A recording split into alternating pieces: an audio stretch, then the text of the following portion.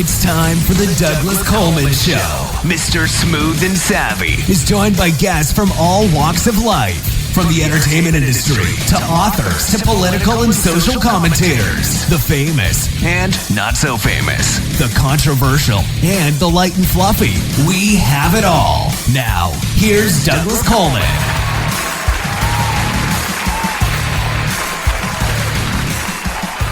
Okay, please welcome to the Douglas Coleman Show, Sharon Flake.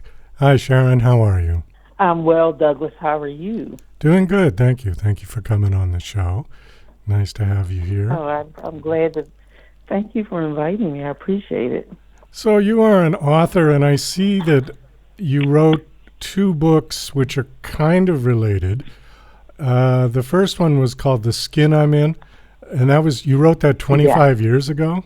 Yeah, it might be 27 at this point. That's my first book. That's what most people know me by. It sold 1 million copies about a girl who gets bullied and having to, because of her skin color, and having to learn to like herself the way she is, accept herself the way she is. So it sold on, I think, 6 continents and diverse readership, and that came out when I was 42, Douglas. So I've been out here a while.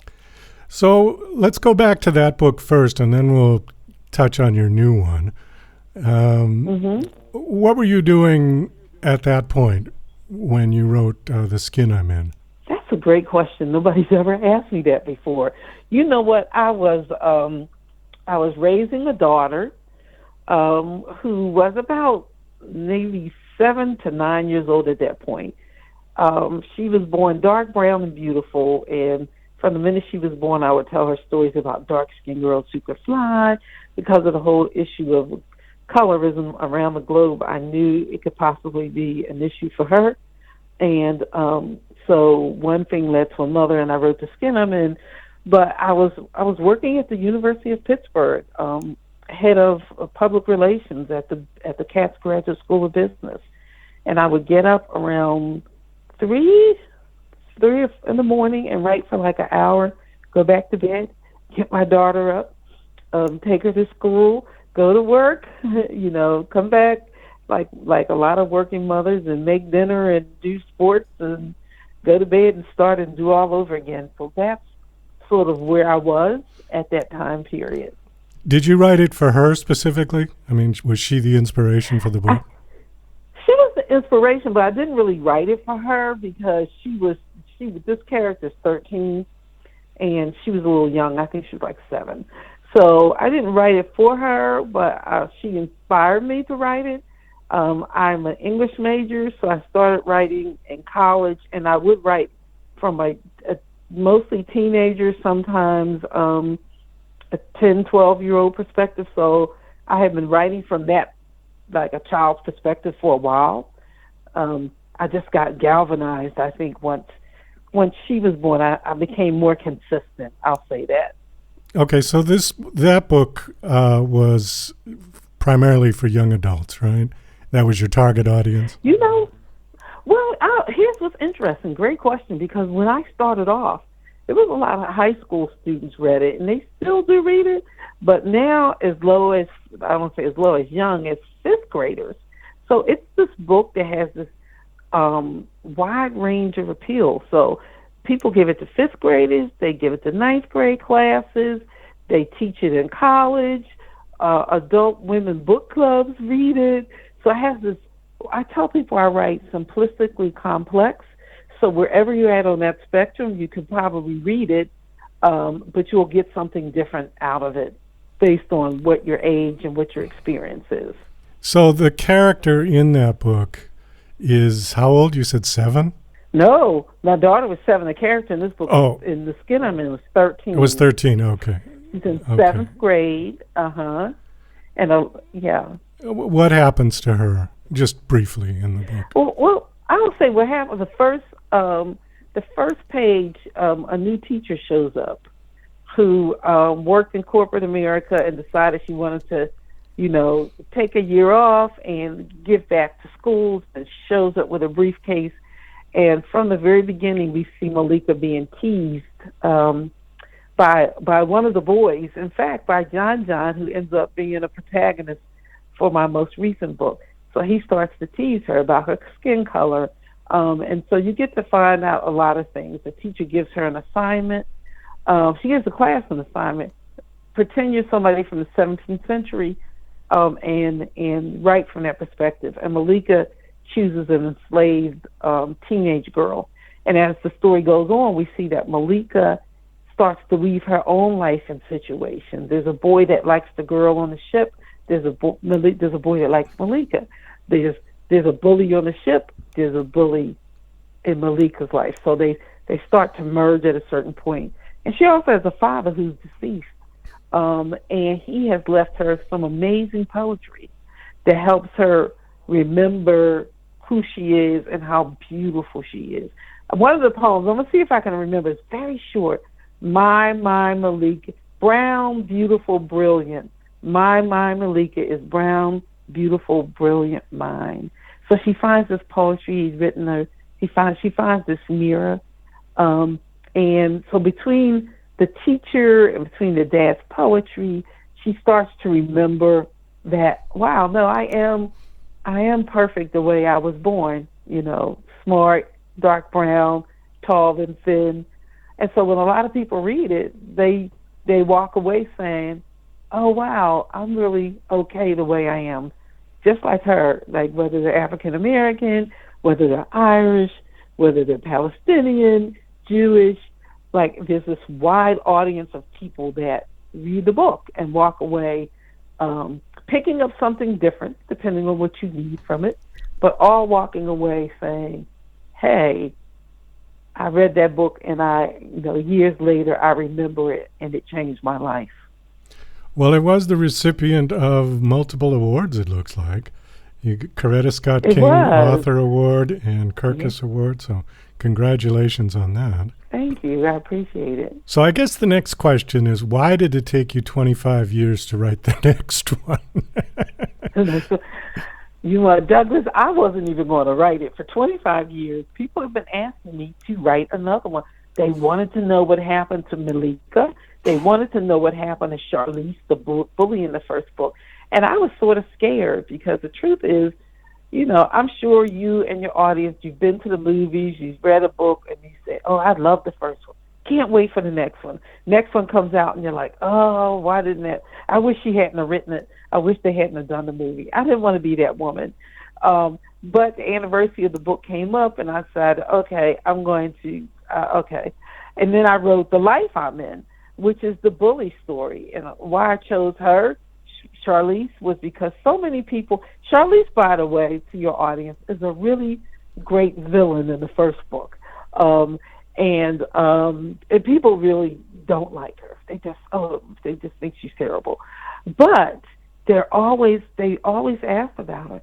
How is Charlese? Because people treat your characters like they're real people, and they want to know what else is happening in their lives. And they would be, how is Charlese? Is she, we wanted to know. And so I decided to write about her, and I decided to write about human trafficking because there have been such an uptick in it. And so I wrote about Char being trafficked. So it's about that, but it's about other things too. It's about Maleeka putting up boundaries because she didn't have any in the first book. If Char said, set the classroom on fire, then Maleeka's like, okay, because she just felt like she couldn't say no. And then in this book, she has boundaries. And it's also about second chances. Do people deserve second chances? It's about God. Is God in our mess?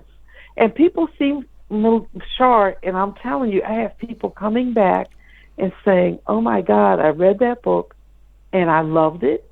That's the book that was up for a $50,000 Kirkus Prize. And they just say they loved it, and they see her differently, and they understand her better. They understand her first journey in the first book because of the second book, The Life I'm In. And so I felt good about that because it was like her story wasn't completed. And then I'll just say this.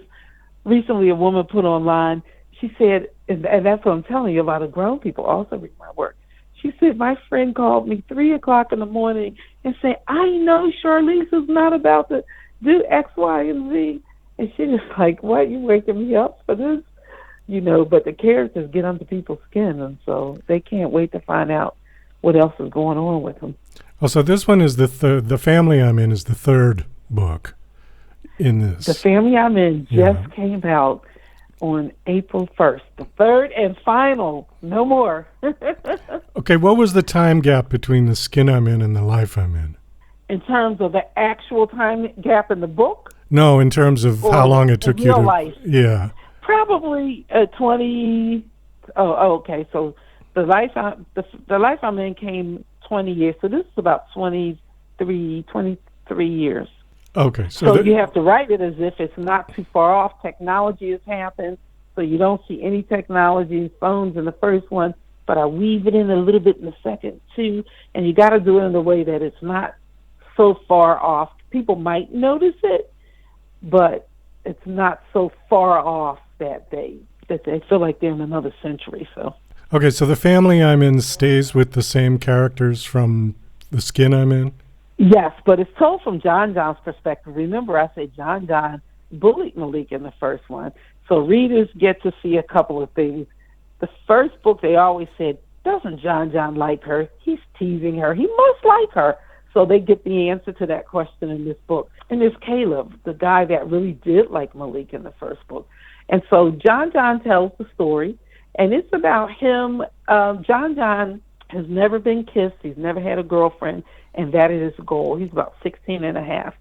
He's a nerd, and he has an amazing father who really is like a community hero, a mentor to other boys. But when it comes to John-John, he really can't accept him exactly the way he is. He'll do anything for him. He's divorced from his mom, but he sees his son every week and takes him whatever, gives him whatever. But, you know, he would rather John-John be a ladies' man. He would rather John-John be a manly man, sort of, be someone who played football or basketball, and John-John loves archery. He loved him to have, 10,000 girlfriends. He hasn't even had his first kiss. And so John-John sort of, it's like he just wants to be, he doesn't know what, and I just got off a podcast and a guy said this and I loved it. He doesn't know what he wants to be in life exactly, but he does know he wants to be his own person. And so that's the journey he's on with his father, trying to find space so he could be his own man. And then there's Caleb, who has a great father too. But his father is ill, and Caleb decides, I had a good dad. I'm gonna step in his shoes. I'm gonna work hard. I'm gonna make money. I'm gonna pay the bills, and it starts to really wear on him. And both of them have relationships with the other person's father. Of course, they have relationships with their own father, but they each have a relationship with the other person's father. So Caleb has a relationship with John-John's father, and John-John is able to emotionally be vulnerable with Caleb's father in the way he can't with his dad. So Caleb's father, he can talk about girls, he can talk about what's happening with his own family, with his own father. And then the men have their sides. They have their little cracks, even though they're great dads on the one hand, they also have their own cracks. And one of them is, what happens when you can't hold up the world, right? Like a lot of men do. John, because his dad is sick, and Caleb's father, because he thinks he is supposed to hold up the world.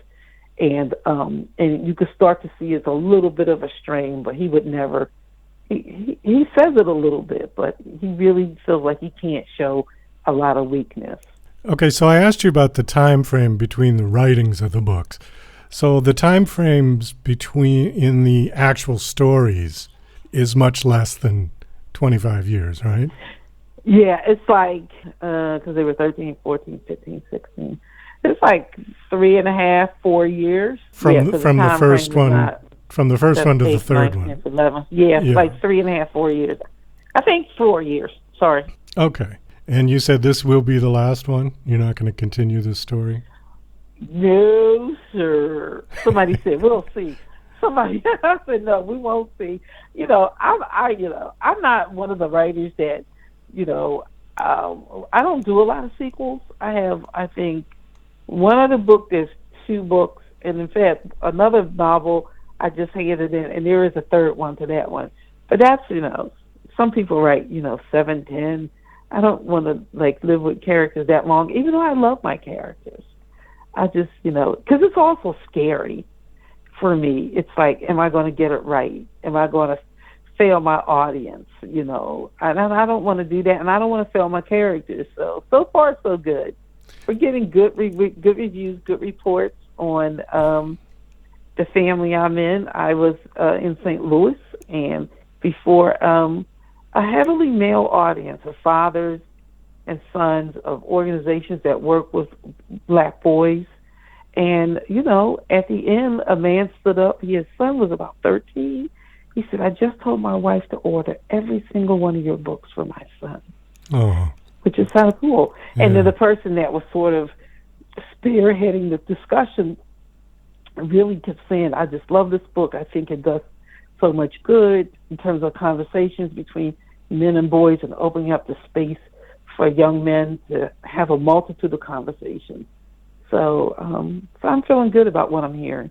Well, I guess the next question then would be, if you're not going to continue with this one, are you going to start a new series of something different? Or are you done writing altogether? No, I'm not done writing yet. 2 years ago, I had a book of verse. For people who don't know what that is, that's a novel told in a poetic form, and that was called Once in the Blue Moon, about a girl and of twins who live in a fictional town in North Carolina, and that won the Whippoorwill Book Award, which was for authentically told rural stories. So I was really proud of that. And I just handed in a follow-up to that called Hattie Mae Begins Again, where one of the twin sister comes north. It's 1938 and goes to a private school in Philadelphia, which I'm from. So doing the research on that was pretty cool. And then I owe one more. And in the front of, in the beginning, with Once in the Blue Moon, there's lighthouses, which I love. And so I'm going to take them back to the lighthouse. Oh, okay. So that's all I know about that. And that'll be the end of that trilogy, too. So, yes, so this is a trilogy. It should be good. The family I'm in, I think people will enjoy it. People think that young men don't read, and I'm always here to say, having spoken to about 300,000 children, lots of them boys, young men, they will read if you put the right books in their hands. Well, it's encouraging to hear. Yeah. Excuse me?